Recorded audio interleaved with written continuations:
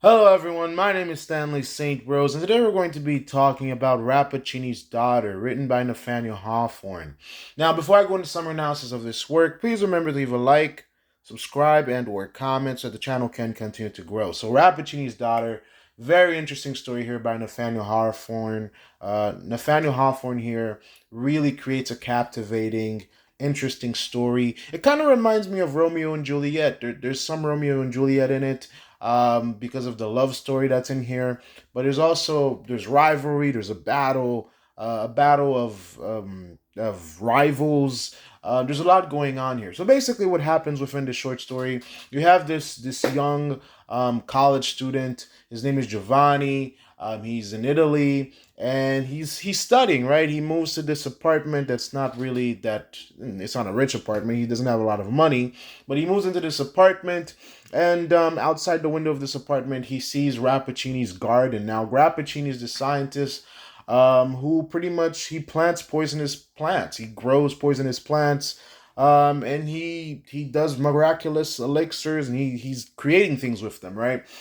He also has this daughter, beautiful, vivacious daughter by the name of Beatrice. That she's been growing around these poisonous plants forever, and she's immune to them to the point where she's a poison herself. She's breathed in all these plants all her life. They don't affect her. She's immune to the poison of these plants, and she's a poison to everything around her. So bugs, insects, whatever she touches pretty much dies. So she's like this human poison that's whatever that's living that touches her or that she breathes on, they just die. Insects, whatever it is, they just die. Also in this garden, Rappaccini's garden, there's a broken fountain. There's also this plant that has these purple flowers that's next to this fountain. And, Beatrice is the only one that can touch it and take care of it. She takes care of it like a sister. Like the plant and her are like the same. And she's breathed in the fumes, the smells of this plant all her life. So it's quite normal for her to get around this plant. So Rappaccini's daughter Beatrice here, she's growing around this plant. She really hasn't been around any other type of human being. She only knows her father. Her father, he wears all the protective gear, gloves, what you have it to protect himself from the poisons of his garden. But the daughter, she's just pretty much not wearing any protective gear, just walking around doing whatever she wants in the garden. So Giovanni, he sees this girl. She's beautiful. She's vivacious again. He's a young man. She's a young woman. You know what's going on. You know what's gonna go down. You know what's gonna go down, right? Two young people. They're both attracted to one another. So Giovanni just happens to find himself in the garden through a secret passage, and they're going around, they're talking, they're conversating, they're conversating, and pretty much twiddle a thumb there, and then a twiddle dee, a twiddle dum there, and they start to fall for one another, and then pretty much Rappaccini is doing experiments on Giovanni. Actually, the whole thing's experiment to Rappaccini. Even Giovanni's landlady, from what I was reading, how I was reading it, and the way that everything that's happening and the landlady seems to be connected, it's almost like Rappaccini could even be paying off the landlady to make sure that Giovanni sees his daughter, because what Rappaccini wants to do is get Beatrice and Giovanni together. They fall in love. I don't know, get married, have children, and reproduce. Right?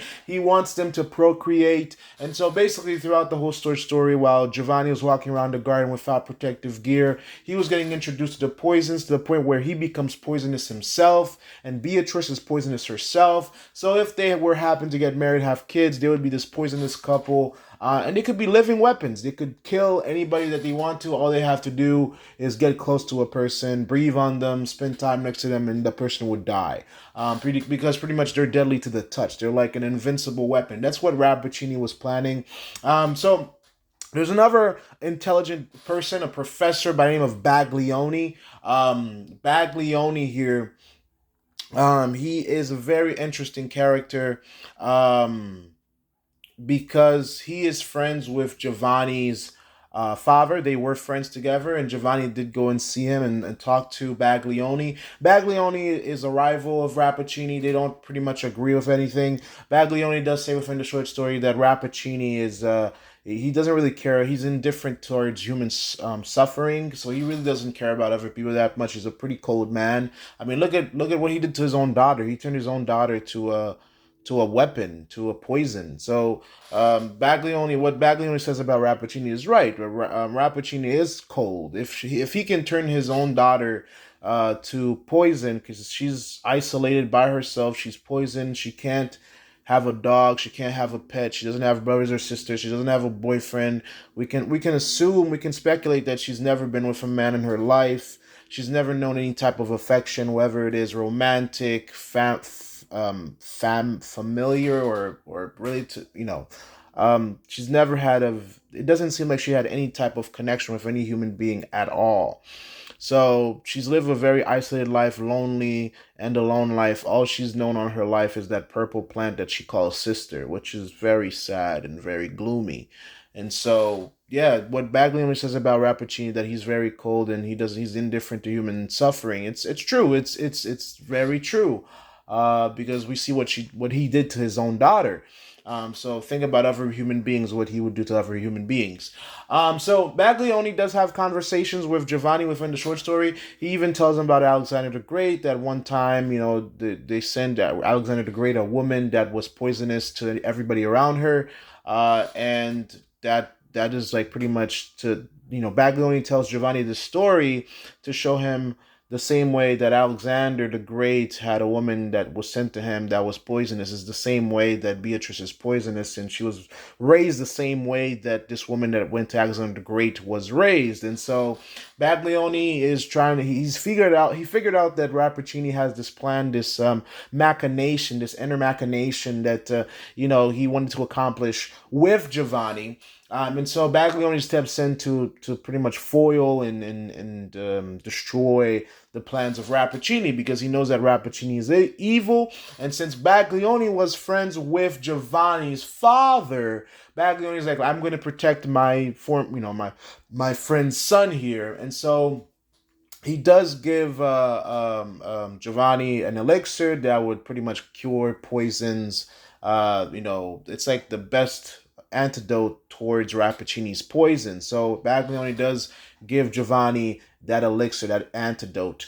And so basically, later Giovanni figures out that he's deadly himself, that he's in a weapon himself, that everything he gets around he kills. They die within his presence, and he confronts Beatrice about this, and he says some really harsh words, and she was already in love with him. And when he says, oh, now I'm deadly and poisonous and isolated just like you, this was all in your plan to get me to pretty much be in isolation with you. And Beatrice, this really hurts Beatrice, and he does present the antidote and says, like, let's drink the antidote together, because since we're both cursed now, we're both poisons, let's drink this antidote together and maybe we'll be free together.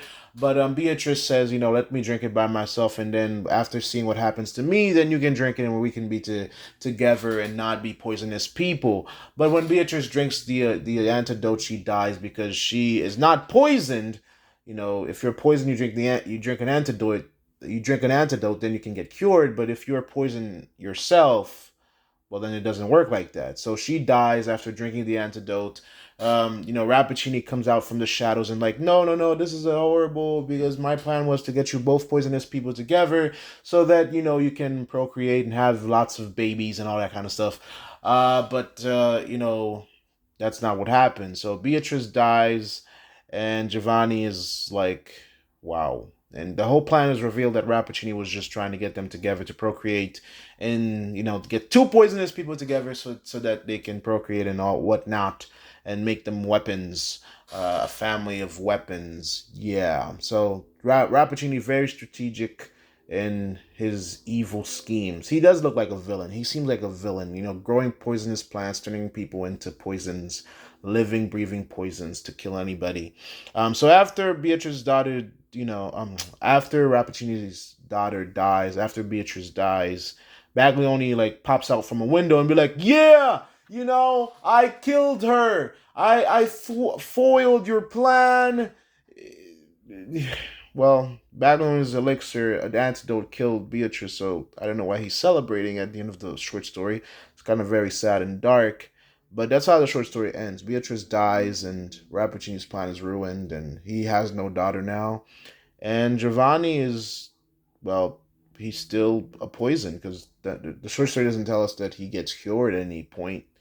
So there were two people. The two people were in love with each other, but that's pretty much the end of that love story.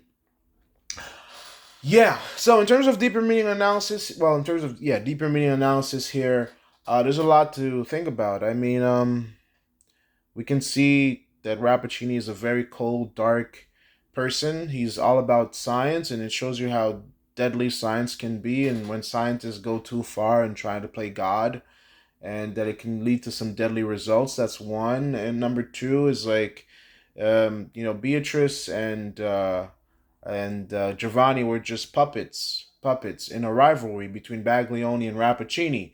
Um, Baglioni used Giovanni as his puppet to foil Rappaccini's plans to turn him into a poison, and Rappaccini used his daughter as a test subject to conduct experiments on. And so it was a rivalry, and I guess you can say Baglioni won.